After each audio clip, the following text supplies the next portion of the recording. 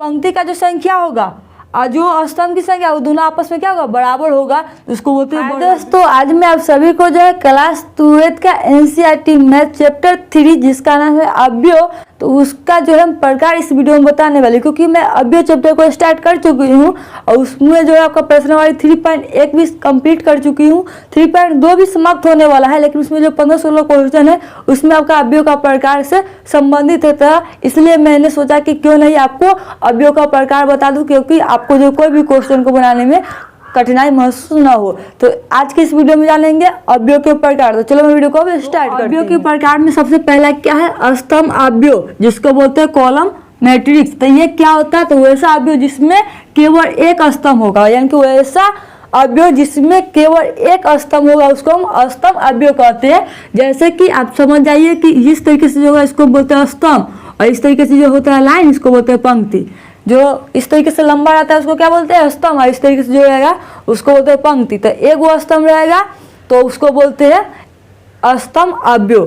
जैसे यहाँ पे आप सेट देख सकते हैं, इसमें बोलते हैं कितने स्तंभ है, तो देख सकते हैं यहाँ पर 3 को लाइन इस तरीके से है, लेकिन इस तरीके से लाइन एक ही है कि नहीं है, तो ये आपका एक है, यानी कि इसको हम क्या बोलेंगे, स्तंभ अवयव कहेंगे। तो इसको हम बोल सकते हैं m गुने 1 कोटि का स्तंभ अवयव है, समझ गए होंगे। अब दूसरा का है पंक्ति अवयव, जिसको बोलते हैं वो मैट्रिक्स। यहाँ पर देखिए इसमें क्या होगा, वैसा अवयव जिसमें केवल एक पंक्ति होगा उसको हम बोलते हैं पंक्ति अवयव। जैसे कि यहाँ पर देख सकते हैं इस सेट में देखिए, बताइए कितने पंक्ति है, तो इस तरीके से तो एक ही पंक्ति है और स्तंभ बहुत सारा है, तो इसको हम बोल सकते हैं जब एगो पंक्ति है तो इसको बोलेंगे पंक्ति अवयव, समझ गए होंगे। अब है वर्ग अवयव, तीसरा क्या है, वर्ग अवयव, इसको बोलते हैं स्क्वायर मैट्रिक्स।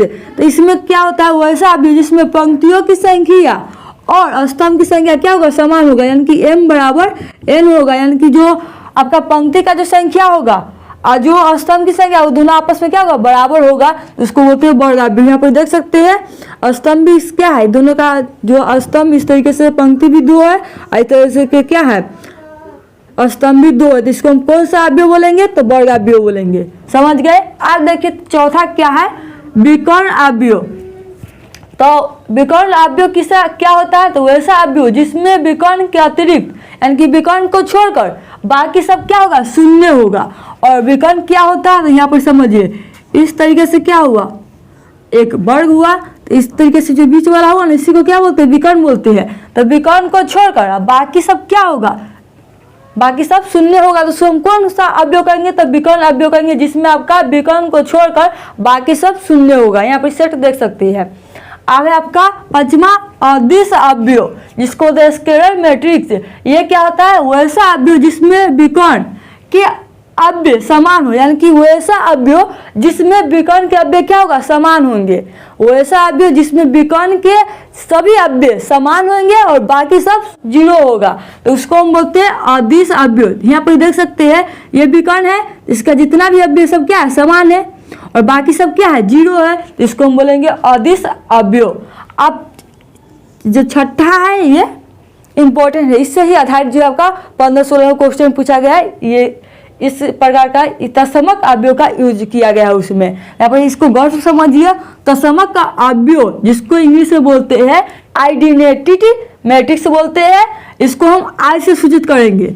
आपको अवयव में जहां भी आई मिल जाए लिखा हुआ तो समझिएगा कौन सा अवयव है, तत्समक का अवयव है। आप इस सेट यानी कि इस चैप्टर में आपको आई मिल जाए तो आप क्या समझिएगा, आपको क्या समझना है, तत्समक अवयव समझना है। तो ये क्या होता है, तो समझ लीजिए विकर्ण के सभी अवयव एक होगा, यानी कि वैसा अवयव जिसमें विकर्ण के सभी अवयव एक होंगे, बाकी सब क्या होगा, 0 होगा, तो उसे हम बोलते हैं तत्समक अवयव। उसे हम क्या बोलते हैं, तत्समक अवयव, जिसमें विकर्ण का सभी अवयव एक होंगे और बाकी सब 0 होंगे, तो उसे बोलते हैं हम तत्समक अवयव आइडेंटिटी मैट्रिक्स।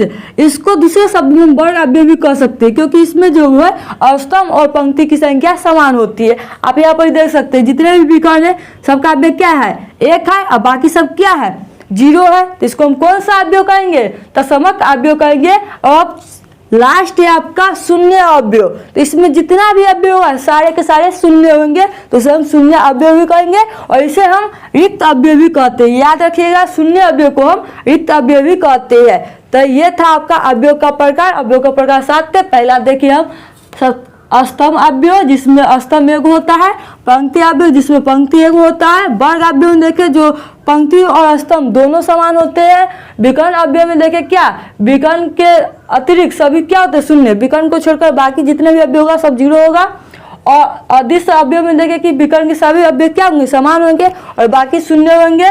और तत्समक अवयव में देखे कि विकर्ण के जितने भी अवयव होगा सब 1 होंगे और बाकी सब 0 होंगे। और आपका शून्य अवयव जिसको होते हैं रिक्त अवयव, इसमें सारे के सारे अवयव क्या होते हैं, 0 होते हैं। तो ये था आपका अवयव का प्रकार। तो यदि मेरे वीडियो अच्छे लगे हो तो वीडियो को लाइक कीजिए, शेयर कीजिए।